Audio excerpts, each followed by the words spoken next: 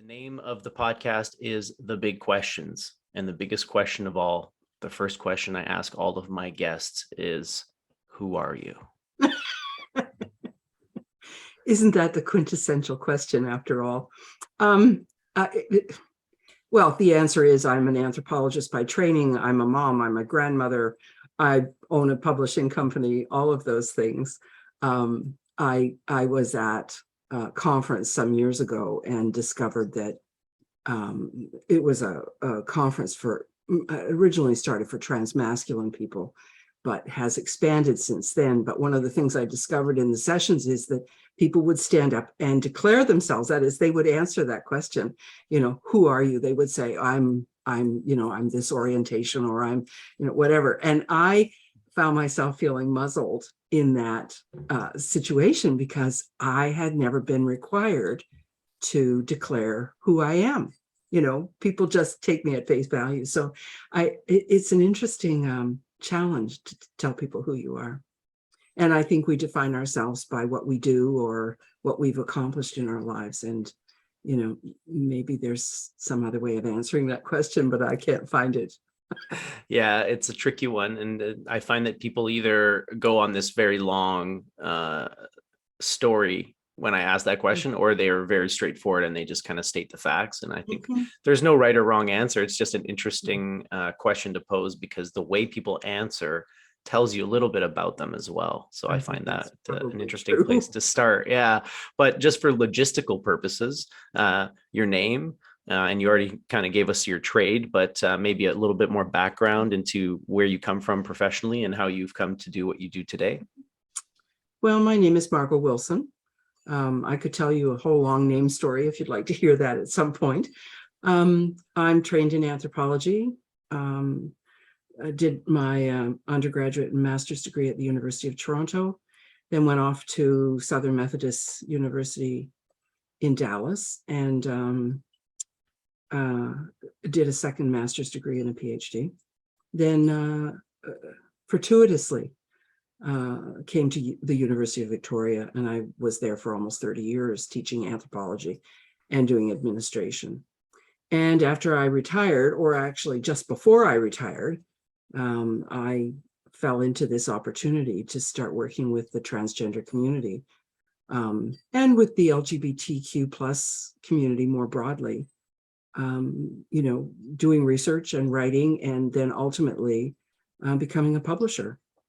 So it actually comes out of one of the first life stories that I worked on for Stephanie Castle. And she was a prolific writer and a publisher herself. And we entered into this long conversation about what was going to happen to her publishing companies when she passed away. And her children were not interested. And so she and I started talking about, should we open a publishing company, an umbrella? She would bring her publishing company, Stephanie Castle Publications, underneath. And I would bring Transgender Publishing, which I had opened at that point, underneath. And we would start from there. And I was anticipating that she would be a mentor. And then sadly, she passed away. And, we were on the cusp of all of this. And so I just decided to go ahead and do it as a kind of memoriam to her. Yeah. Oh, yeah. That's a lot more than just who I am. Yeah, absolutely. Yeah. But it says a lot. Point. Absolutely. Yeah. And I just want to circle back and ask you a little bit about how your background in anthropology kind of, like, what are some of the parallels? What are some of the sort of connections between what you did for your entire career and what you're doing now? Because as I understand it, my understanding of anthropology is quite limited, but a lot of it has to do with, what do they call it? Qualitative research, right? About interviewing people about their experiences and getting to know them and getting to know their culture and all that stuff. So tell me a little bit more about how you came into that field and how that kind of segues into what you're doing now. Yeah. I mean, anthropology is my heart.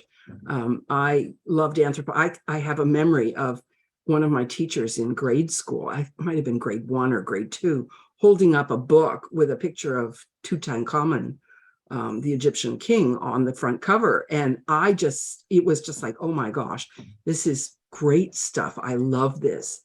Now, I went off and did other things with my life. And then when I finally decided to go to university, the first archaeology course I took, I discovered, guess what? I don't have the imagination to do that. My brain just doesn't go there. And so, I was still had a curiosity about human cultures generally. And then decided that, maybe people with, live people are a better subject matter for me. And I actually started out thought I would do archaeology, then shifted over to biological anthropology, which is more about, these days genetics, but in those days skeletal biology and, human growth and development and all of that sort of stuff. But then when I went off to the States, I suddenly discovered, I got interested in medical anthropology and was doing courses in Toronto. And then there was an advertisement in the department about a medical anthropology PhD program in Dallas at SMU. And I applied and was accepted and offered a huge scholarship that I couldn't say no to. And so it was off to Dallas, and then discovered that I'd actually sort of changed horses in midstream, because they weren't doing much biological anthropology. They were mostly doing cultural anthropology. And so then I was playing catch up for the first couple of terms that I was there, because I didn't have a solid background in that. In any case, it all worked out. And I ended up going off to Bangladesh to do my dissertation research. But one of the things that I was always really interested in was methodology. I'm less interested in numbers, and I'm more interested in having conversations with people. And so, anthropology suits me that way, what's called participant observation, that you embed yourself, you're immersed in another culture, and you learn what that culture is about by actually living in it, speaking the language, wearing appropriate clothing, eating the food, and so on. And that methodology, if you will, sort of immersing yourself in a community, has been very helpful for me now, working in the trans community, because you have to create a relationship with people. But once there's trust there, as you know, as an interviewer, once there's a certain modicum of trust there, then people start telling you things. And so it's not a methodology like running rats in the maze in a psych lab, or even like a sociological survey where you might interview somebody for an hour. I want to sort of really dig down into all those layers that exist below. And the way to do that is to create a friendship, or a rapport is what we call it in anthropology, with your research. I don't like to say research subject. I usually say research collaborator. Yeah. Because if people are willing to share those intimacies with you, then I think it's important to give them due credit for their participation in the research process. But so it's a long-winded way of saying I've imported that sort of expectation of long-term, creating a relationship, creating trust, creating rapport, and then that allows you to access information that someone might not share with you on a first meeting, like this interview today. I mean, you and I have known each other for a long time, but if this was the first time I was meeting you, I might not be quite so willing to speak so openly. It's hard to tell. Individuals differ, of course. So that's one piece that I've imported, that long-term methodology. So when I'm working with somebody, I set up to talk to them, usually on Zoom, for an hour, often longer than an hour, once a week or once every 2 weeks, or whatever fits in their schedule and my schedule. And we have a series of conversations that are recorded, and then I have transcripts made.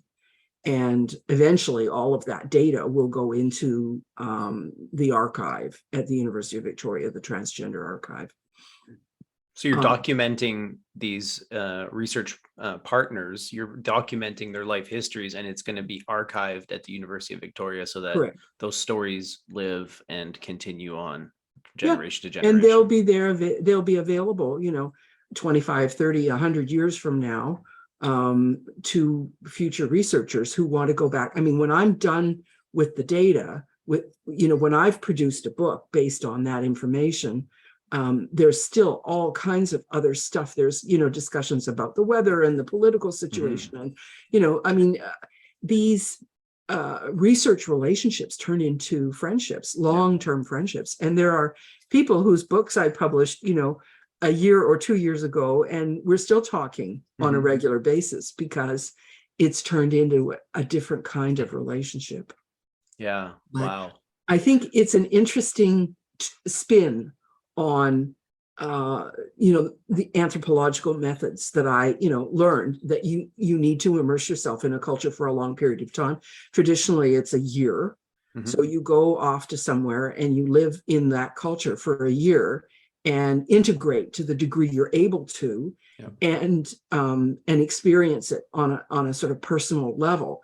And so I, without even thinking about it, that's what I did. And I can remember a conversation with Dr. Aaron DeVore, who is the chair in transgender studies at the University of Victoria. And he's trained as a sociologist. And it was like, we were talking about, like, what's your questionnaire? And, how are you managing all of this? And, how long do you talk to people? And when I told him that I have literally hundreds of hours of recorded conversations, much of it with very senior people a lot of them are activists or advocates of some sort in the trans community. And he was kind of surprised. And I just did it without thinking about it, because that's the heart of anthropological method, is to, get yourself into the field and become immersed so that you get a sort of outsider insider's perspective on what's going on. Yeah, you're an outsider to the culture, but you're embedded inside the culture. So you're seeing it from the inside, but with an outsider's perspective. Exactly. Right. Yeah. And that's that's very one of interesting. the proudest titles that I wear, that I'm an ally for the trans community. And that's a term that, you can't, at least from my perspective, it's not something I can walk into the community and say, hello, I'm an ally. I feel strongly that you have to wait for someone in the community to tell you that you're an ally. And then that that connection has happened. Yeah. And what I've discovered is that, that once one person recognizes me as an ally, other people who trust that person.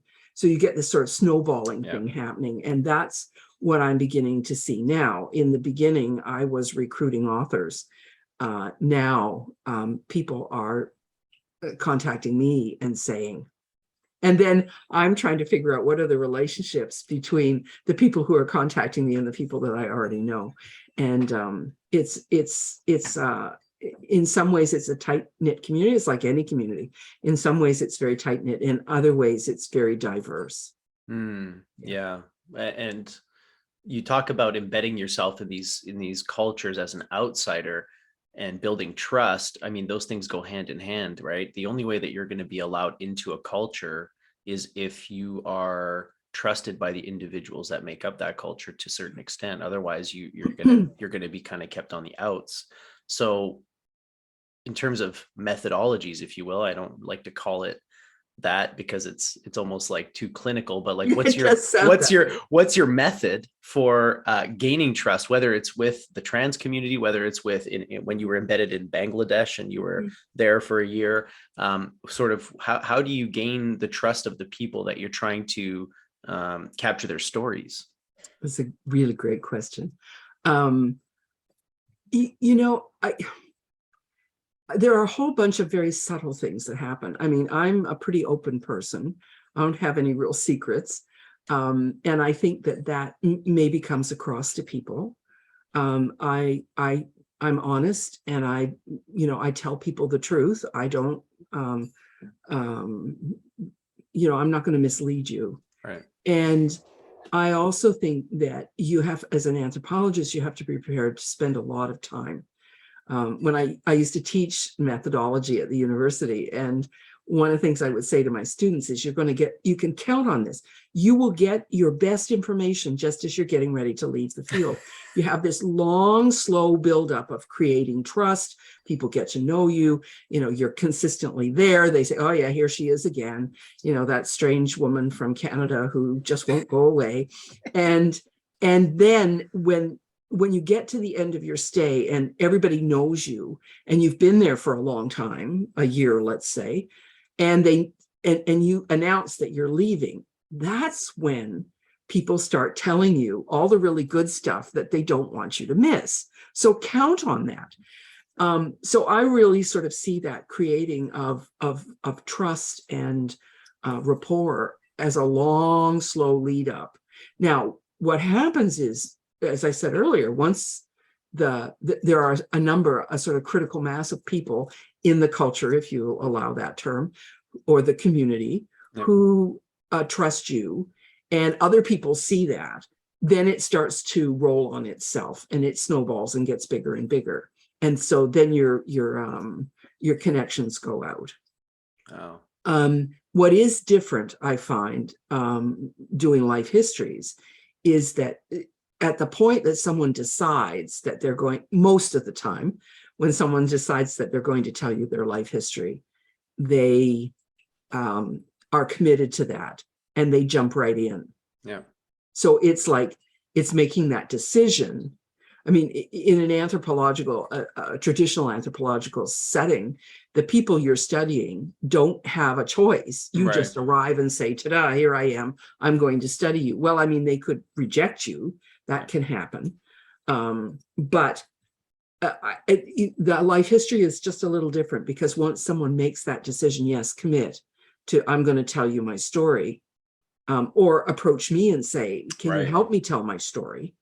Then, that you kind of over the top of the hill at that point. Yeah. Right. Yeah. So it's a bit quicker in terms of how long you have to work at it to start getting into what you'd say is the juicy stuff, the good stuff that in traditional anthropological settings, you have to basically wait until you're basically leaving until they give you that. Whereas in here, and if they're approaching you and asking you to capture their life story, then obviously they're gonna share with you, right? You're not gonna have to pull every detail out or wait really long to. Well, and my approach to it is, tell me what you want me to know. I'm not going to ask a whole lot of probing questions that are going to make you uncomfortable. I mean, that's not, it's like some of the journalism that you see, particularly on TV, where someone's sort of on the hot spot and they're asking the hard questions and they're just hammering away, and people don't necessarily aren't necessarily going to tell you the real truth, right? If you're in that situation. So I take a sort of really slow, easy, casual approach, and what would you like to talk about today, sort of thing. And I think that works out reasonably well. Yeah. So I'm just trying to keep track of Margot's tips for sort of gaining trust and having good sort of conversations. And the first one is you're open. The second one is you're honest with the people that you're discussing or having conversations with. And the third one, which you just touched on, is you put them in the driver's seat. So you're not putting them in a position that's making them feel uncomfortable. They know that they're in charge of the conversation. They decide where it goes. And so they're comfortable. They don't feel like they're in the hot seat. Yep. And they can withdraw at any time. Wow. Yeah. Excellent. And that was certainly something that I made clear when I was in the field. Now, the other piece of it, I think, is maybe it's an embroidery on the open part, but I'm prepared to share with them as much as I'm expecting them to share with me. Right. Reciprocity. Is that the word? Yeah. Exactly. Reciprocity is a really good word, because I think it's certainly, like when I was in Bangladesh, it was really clear that people were very curious about me. Like, what is this funny person doing here? Yeah. And, where did you come from? And where, what does your family think about you? Why aren't you at home? All of those sorts of things. And so you have to be prepared to answer those questions truthfully. Yep. And openly. And if, it's like, that's a great question. Let me tell you, let's sit down here, have a cup of tea. Let's talk about it. Yep. And so often I'm giving back as much information about me. Right. And people who are not used to doing interviews will not necessarily know how to ask the questions. So sometimes I just sort of work a little personal something into a conversation, because it feels like then we're getting to know each other. It's not a one-sided sort of top-down, power over, there are all sorts of terminologies that we use. I'm the interviewer and you're the interviewee and you answer my questions. Something like that, right? Police programs, exactly. Interrogation versus I'll interview. ask the questions, ma'am. Now let me bring the good cop in to take a turn at you. Exactly. Yeah. And so, I find myself hesitant to press people too much. Like, when you're ready, you'll tell me. Yeah. Or I might say, well, tell me some more about that. But I'm not going, I like a sort of more open-ended question, let people go, kind of like what we were talking about earlier. Let people go where they will with the questions that you do ask. Yeah. And that isn't to say I didn't do surveys. I did when I was out in the field. Yeah. I do not do that now that I'm doing life histories. It's kind of like, okay, so what's missing? Well, we haven't talked about when you were a teenager, or we haven't talked about, your first marriage or whatever. Tell me what you're prepared to tell me. Yeah. The questions any formal questions that I would ask would be that way. And when I have a transcript, so on the beauty of doing it virtually with Zoom is you can set up a transcript so that at the end of the conversation, there's a sort of preliminary transcript. They're not very accurate, but they're not bad. Mm-hmm. And then I don't have to worry about trying to take notes and capture everything. It's being recorded. So then I can take notes about the questions that I want, like I need clarification on this. Yeah. But it prevents me from having to interrupt somebody in the flow of their story. Yeah. Yeah. Nice. So you go back and look at the transcript, and then through that review, you kind of identify gaps in the conversation that you want to revisit in later interviews. Right. Yeah. Wow. No, that's really good. And sorry, we're spending so much time on methodology. I really want to talk about the actual work and the people and all that, but I do find this interesting. And I think maybe the audience may also gain something from this, because these are all great insights into like we're saying, how to build rapport with this, not a subject, how to build rapport with a person, how to be able to share with them. Yeah. Collaborators. So yeah, thanks for sharing some of your tools of the trade there. Yeah. So the last thing I wanted to touch on that front is you were an anthropologist, academia. You were probably writing and reading a lot of research papers, academic papers. Now you are writing life stories. So how was that a departure from what you're used to writing and reading in your field? And how has that been in terms of like the learning curve for you? Yeah. The writing, the research piece, as you say, I've been doing that for many, many years. And the editorial piece that I wouldn't have called it that when I would have called it grading papers reading people's dissertations when I was in the academy. But what I realized after I had been doing the publishing work for some time is that those are skills that easily import. Mm-hmm. So it's very difficult to edit your own work.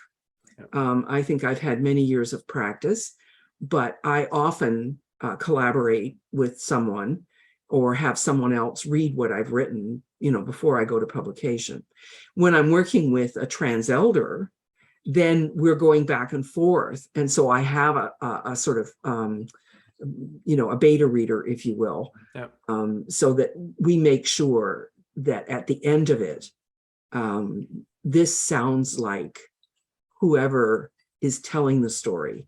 It has their voice. Yeah. Yes. So if their friends or their family or someone who knew them well picked up the book and read it, they would say, yes, this sounds like Ollie, or this sounds like Margot, or this sounds like whoever. Yeah. And that's if I had a mantra, that would be it, that my job is to ensure that my author's voice is what's heard, not mine.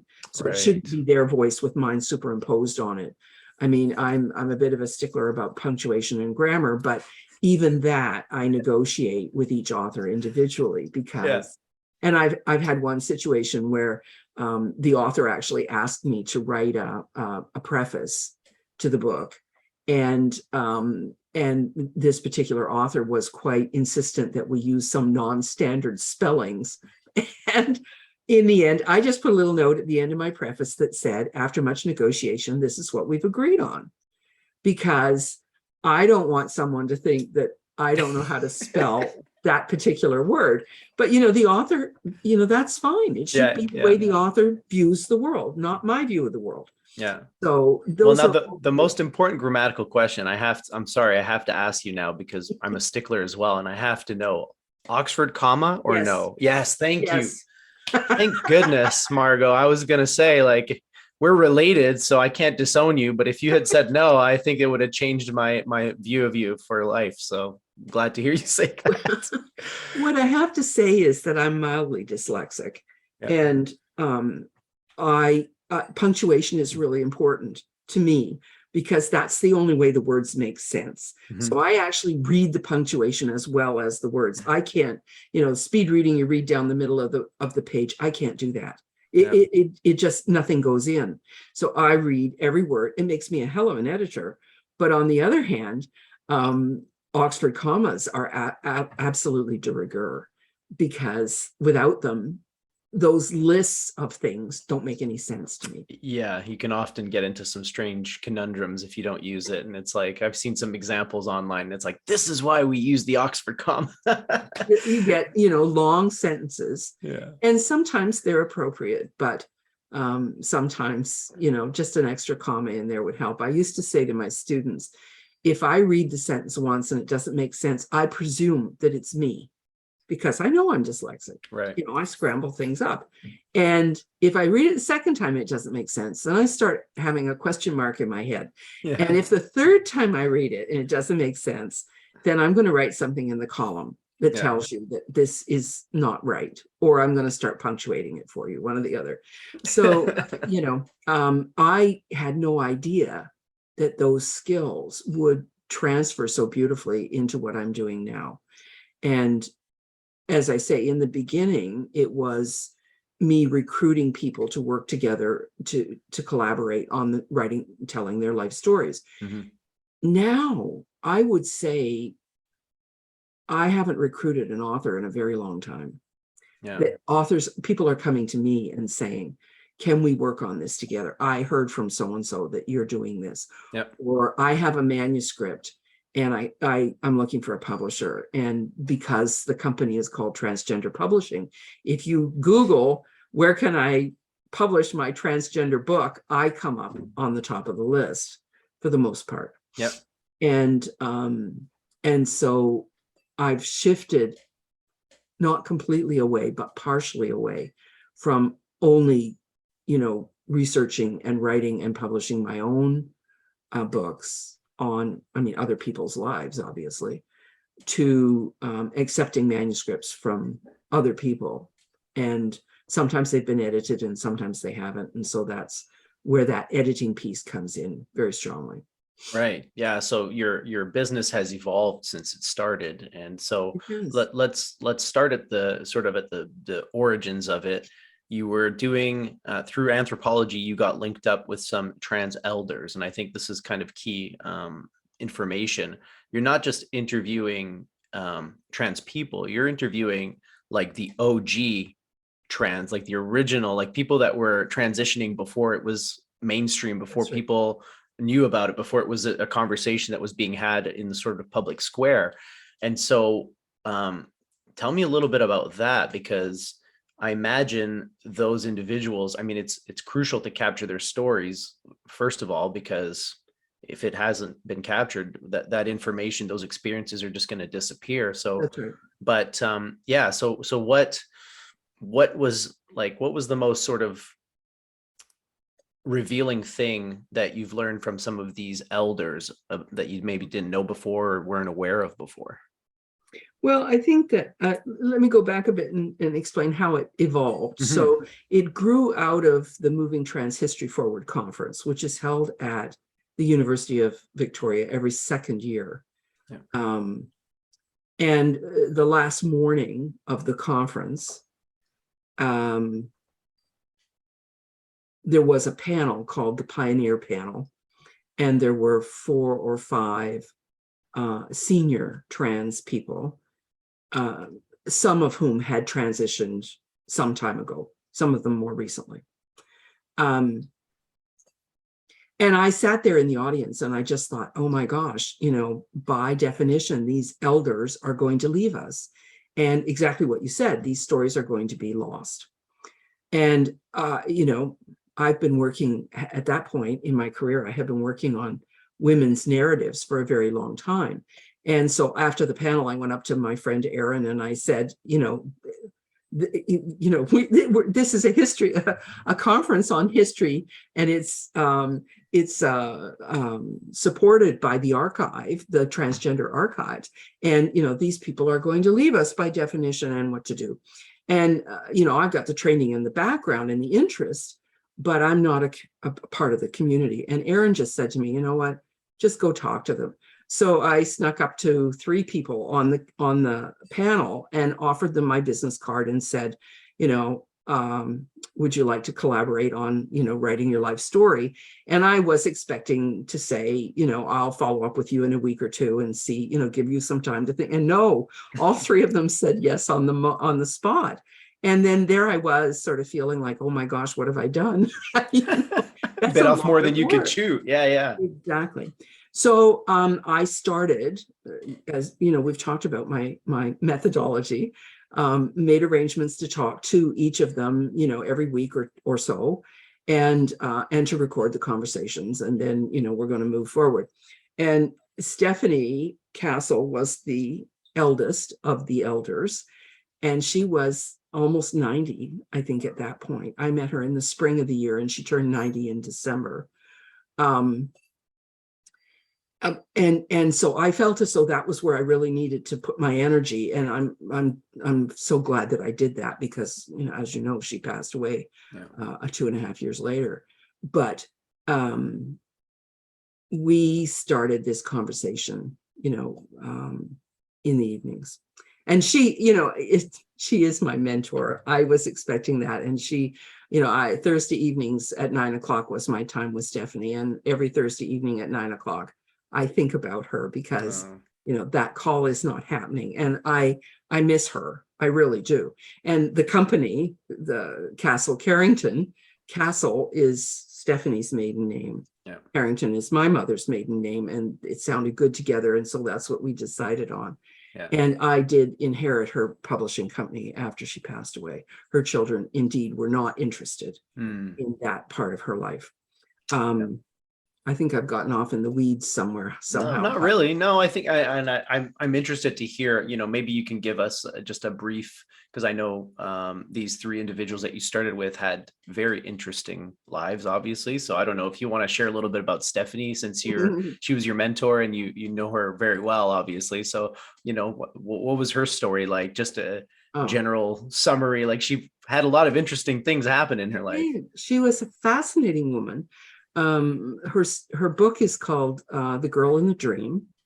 And, you know, Stephanie, reflecting back on her life, talks about having a dream when she was probably, I don't know, 4 or 5 years old, where she dreamt that, you know, there was this beautiful girl in a boat on the pond down at the end of the road where she lived. And then, you know how dreams are, they shift on you and they don't necessarily make any sense. Suddenly she's looking in the mirror and the girl is her. Right. And she always took that as a sort of early indication of her gender dysphoria and her transness. Stephanie was an officer in the Second World War, a naval officer, served in the South Pacific, and tells some rip-roaring tales about being in the Navy and what that was like. And just to clarify, at this stage in her life, she was a he throughout all of these experiences that you're describing, right? So the dream, the Navy was presenting as a man, was, you know, identifying at least outwardly as a man, right? Yes. And Stephanie transitioned quite late in life. I think she transitioned when she was 80.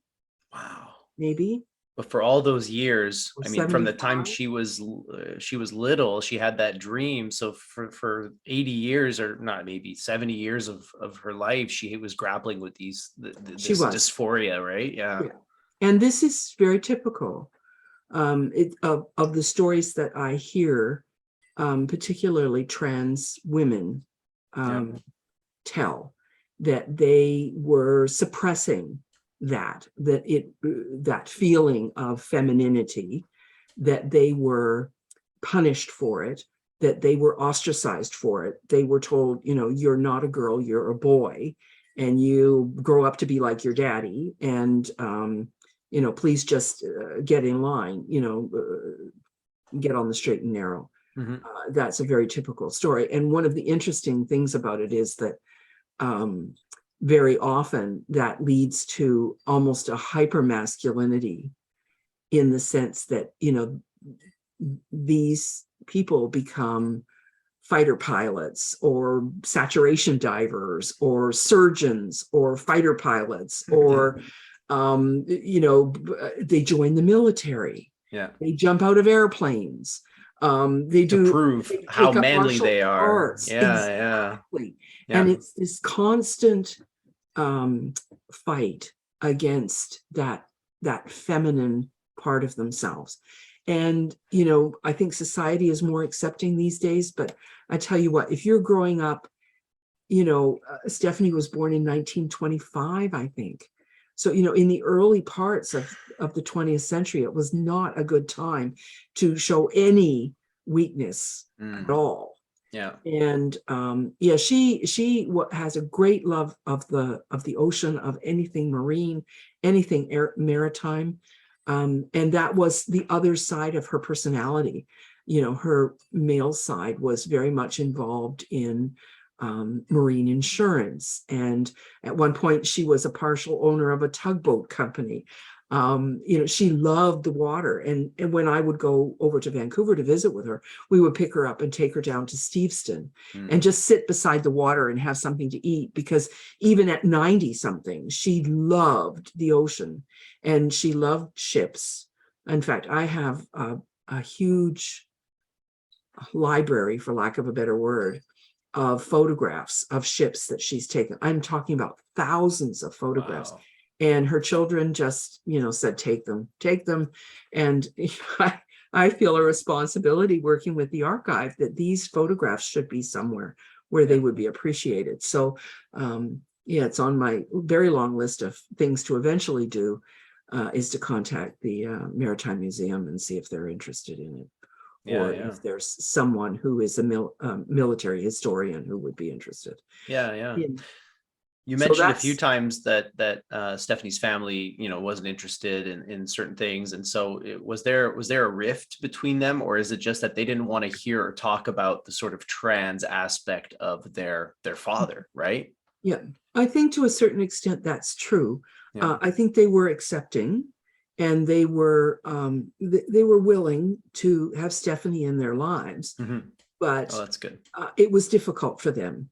You know, I mean, of course, and they're from a generation too. It's like, you know, where the kids are in their 70s probably, right, or whatever, 60s, 70s. Yeah. Well, maybe not that old, but you know, certainly in their 50s and 60s. Yeah. So you know, it was a different time, and they were very gracious to me and my interest in Stephanie. And occasionally I, you know, have contact with them, not very often now, but I did more so when Stephanie, just after Stephanie passed. Well, kudos to you for, I mean, again, working with her and preserving, again, her experiences, her She was an stories? amazing woman. I mean, the helpline she was one of the founders of a group called the Zenith Foundation, which was providing support and advice and information to the trans community, because there wasn't a whole lot in the beginning. And the helpline was in her house, which is why we had to talk to each other at 9 o'clock on Thursday nights, because then at least the phone wasn't going to be ringing with people in crisis. And she did training, and she would give talks. She went to school. She, all over the place. She was very, very active in the trans community and trying to support other people in the community. So, and she wrote a whole series of novels with trans characters because she wanted to tell stories that would normalize transness. Exactly. And we're seeing that in popular culture right now too, with more inclusion, right? Minority roles and people being brought in, and even in some cases taking source material and changing the gender or the ethnicity of a character, which drives a lot of people crazy. And to me, it's like, these are made up stories, folks. Like, it's Star Wars. Who cares? Like, it's, whatever, right? It's like, let's give people jobs. Like, who cares what ethnicity they are? Let's work around that. But yeah, it's nice to see that in the trans community as well, because I see it more with ethnicities, like bringing in people, but in movies and stuff, you don't see a lot of trans characters, or what I mean? It's still not very common in that facet of popular culture. So it's cool that Stephanie was doing that with her novels.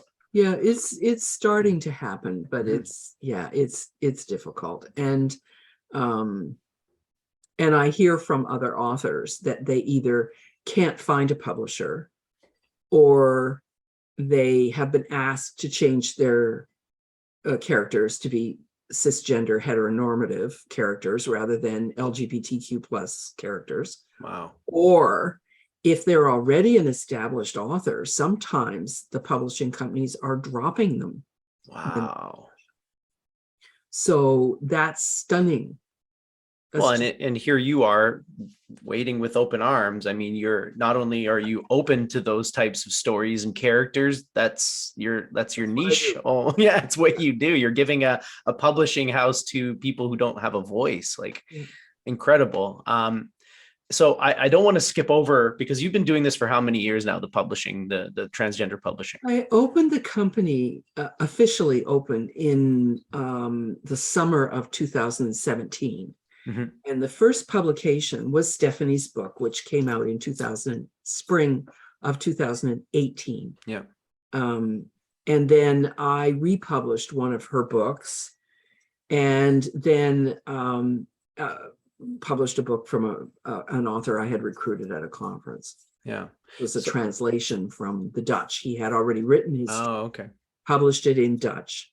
And we organized a translation. Actually, his sister did the translation, and that one came out. So those were the first three. Yeah. So I mean, you've been at it for 5 years. You've published many books.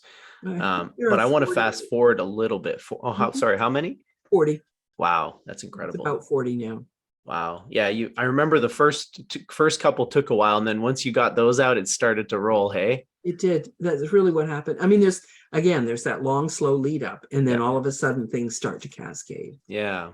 So I just because we're approaching the hour mark, I want to talk about what you're working on now, presently. And because I think, again, it's incredible that you're taking this kind of active role in a community that, again, like you said, you're an outsider as far as that community is concerned, right? So you're a white, cisgendered woman, and you're working with the trans community, and as an outsider, and trying to give a voice and a platform to people that historically have not had one.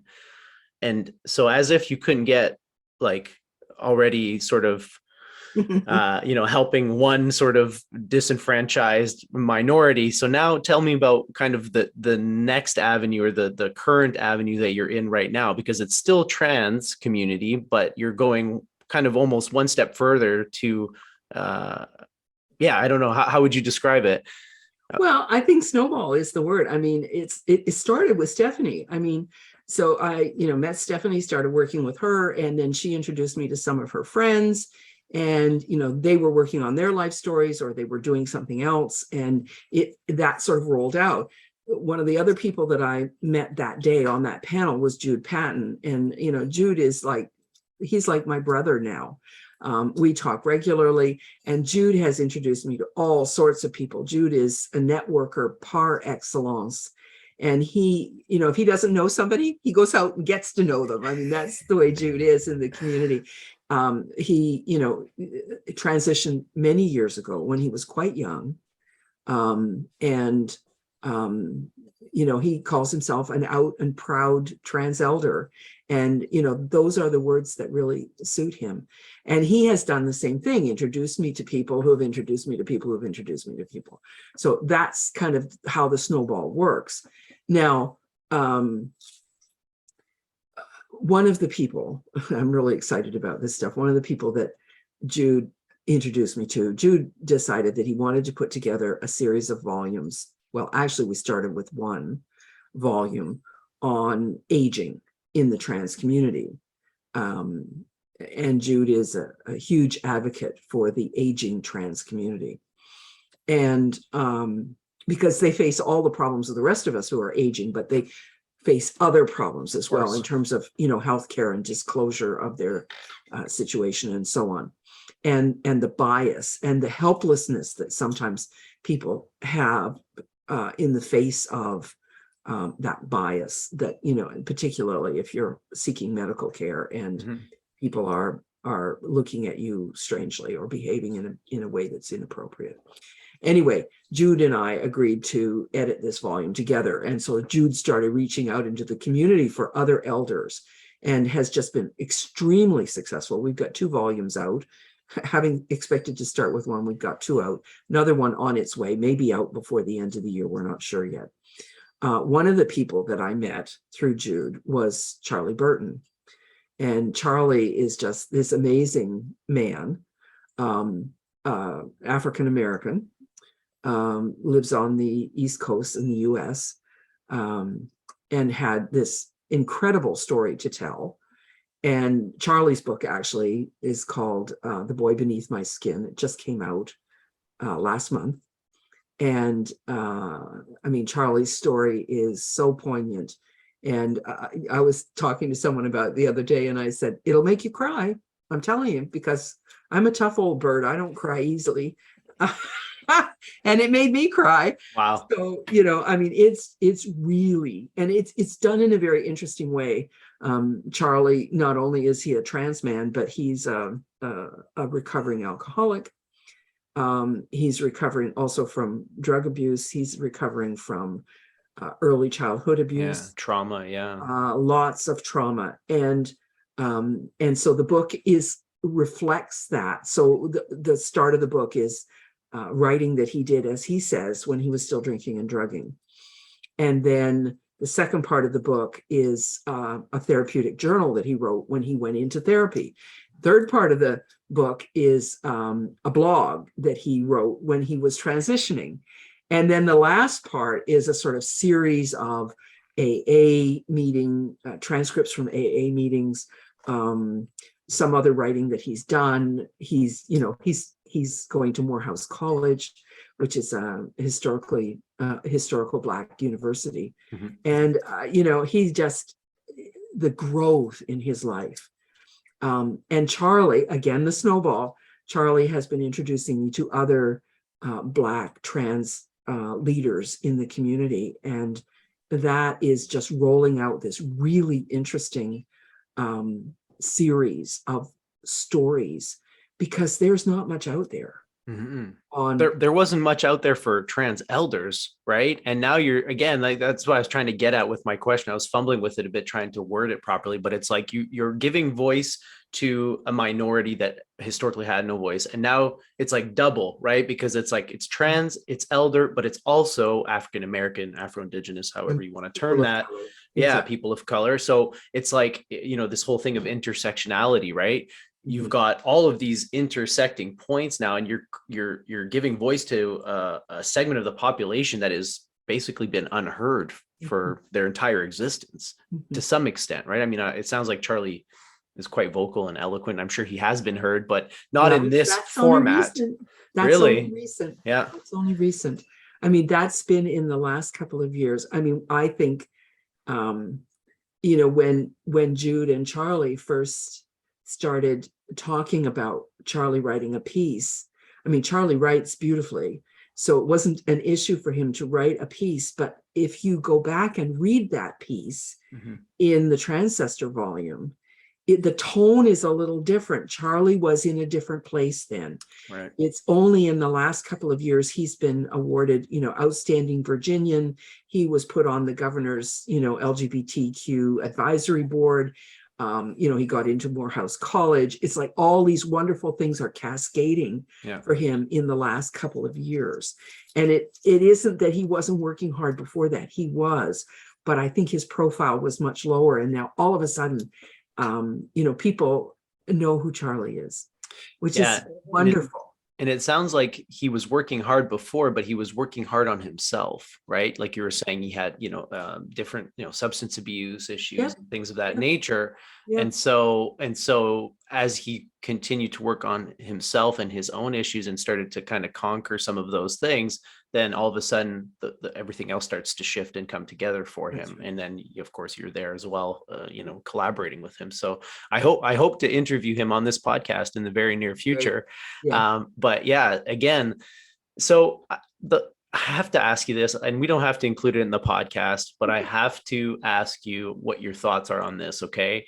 There's this strain of, I guess you call it anti-racism out there that's born from a book called White Fragility. I don't know if you're familiar with that book. Robin DiAngelo is the woman who wrote it. And it's kind of, I feel like the pendulum swinging. Like, so obviously, you know, we used to be a lot more racist, and now we're getting to an extremism of anti-racism where, according to this woman in her book, like, just being white makes you racist. That's the premise of her book. If you're white, you're automatically racist. Okay. And maybe this is a podcast in itself that I would love to talk to you about, but there's this idea of, I guess you would call it white savior syndrome, right? Like the white people want to save the minorities, the people of color, and they come in and, I'm going to fix this and I'm going to fix you up. And so I don't know if you've ever encountered that either in relation to the people of color that you're working with, or again, like the trans person, it's like straight savior syndrome, like, you poor trans people, here comes a white cisgendered woman to help you and save the day kind of thing, right? So what are your thoughts on that? Because it's something that's out there, and to me, it's like you're trying to help people of various backgrounds, right? You're trying to give them a voice. And you're doing it, you know, you started doing it from a place of caring and you know, genuine interest in their experiences and wanting to chronicle their life, you know, their struggles, all that stuff. So how would you sort of respond to someone who says like, here comes another white savior, you know, like here comes another straight person trying to save the trans or help the trans? Like, what are your kind of feelings about that kind of line of reasoning?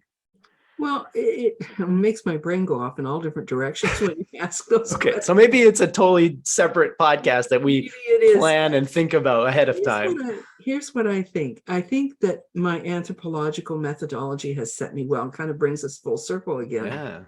In the sense that I am mindful of my position vis-a-vis the community, whatever community it is. And I think you have to be prepared to set your ego aside and to sort of, in Bangladesh, I used to, it was like being a child, you know, because I had the language issue and my language, you know, improved, but it was rudimentary in the beginning. And some of the research I did required me to ask the same question over and over again. And you start to look like an idiot, like, you know, what is this? What is this called? What is this? What is this called? And they say, I already told you that. But I think that approach allows a kind of humility. And I would hope that that's what people would see in me when I approach them to talk about, to do this research. I'm just, I've characterized myself as a book midwife. All I'm doing is helping you to birth your baby into the Yeah. world.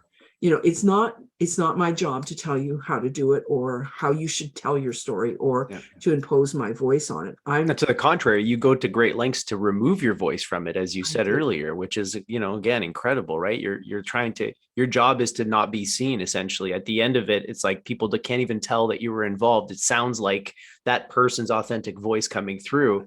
And that requires, again, a great deal of skill and humility, because as a writer myself, it's like, I want my voice to come through. You know what I mean? So to remove yourself from it, Yeah. and spending all these hours writing and editing and then to take yourself out of it completely just to make sure that it's just your partner's voice that comes through is, I mean, that's incredible. And it must be challenging.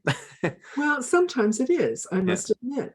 And the other piece is, again, what we talked about earlier, that that openness, that I'm prepared to be open. And so, with Charlie and with other people in the BIPOC community, I'm very open about I say, you look at my face, you can't tell that my previous husband was a person of African extraction, and that, and I make jokes and say I'm a minority in my own family.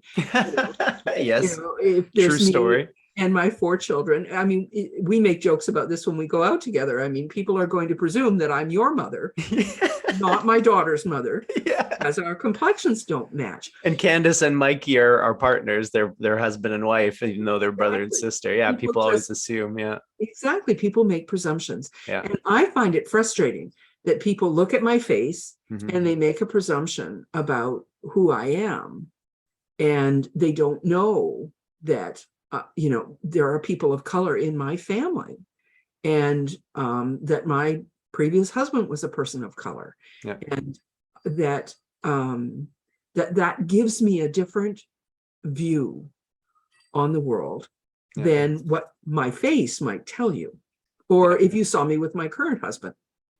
Yeah, right. Or if I was just out with you. Yeah. People make presumptions about what they're seeing. Yeah. And I suspect, as I do when I'm in a restaurant and I see an interesting table of people, I'm trying to figure out who and how are they. Human nature. It's like a game I play, and I'm presuming other people do that too. So when we go out as a family, there are questions, and it's like, what is a subtle way of giving that information to someone? But so they don't have to ask. And there's a risk involved as well. It's like being a trans person. If you are passable, then do you out yourself in the community, because there's a risk attached? Yeah. And when I was living in Dallas with Candace's dad, there was a risk of a mixed race couple in Dallas in the 1980s. I mean, it's just that simple. But I think my willingness to be open about all of those things creates connections with people. And so, if nothing else, people of color understand that this is not a bias that I'm carrying. I'm not doing some nefarious, I'm certainly not riding in on my white horse and saving anybody. And I think for me, being very clear about that positionality allows me to be more open and to create relationships with people that might not otherwise feel comfortable. Right. But I think we all have to be mindful of where we are and who we are in the world, and bring some humility to that. Amen. And when I say to people that my intent is not to impose my voice on them, I can't tell you how many authors you can see them relax, and they go, oh, okay, this is what I'm looking for. I'm not looking for, some big faceless publisher who's going to say, rework this sentence or change that character's sexuality or whatever. Yeah, right. Yeah. Well, kudos to you. I mean, that's you seem like you've really kind of nailed down the role of the editor, the publisher, at least as far as I can tell. It's like, make sure or help the person tell the best version of their story that they can without interfering too much, without, again, imposing your own voice. And Precisely. yeah, I mean, I can see why you're getting lots of referrals and lots of people coming to you for that service, because Yeah. I think it's probably rare. Yeah, that grapevine thing is really working overtime. Yeah, yeah. And Well, it speaking of does. the grapevine, yeah, I will definitely put your website in the comments, or not the comments, Thank in the video description. Anything else like social media and stuff, I'll definitely throw that all down there. And more importantly, I think, again, we've only scratched the surface. I mean, full disclosure, you are my mother-in-law. I just call you mom. I've known you for many years, but I feel like I could have conversations like this with you every week. Yeah. And so future topics, I want to hear more about how you're now diverging as well into sci-fi fantasy books, which Yeah, is we my should talk about jam. that. Yeah, I'm a huge nerd and into that kind of stuff. So definitely want to talk about that, because I think that's probably something that's quite foreign to you. At least it was when you first started to work with authors that write that kind of stuff. So I'm curious to hear your thoughts on that genre and what you've learned from it. But overall, man, this was a great conversation, Margot. Thanks, Thank you Colin. so much. Yeah. Yeah. And like I said, we'll do it again. Okay, works for me. Awesome.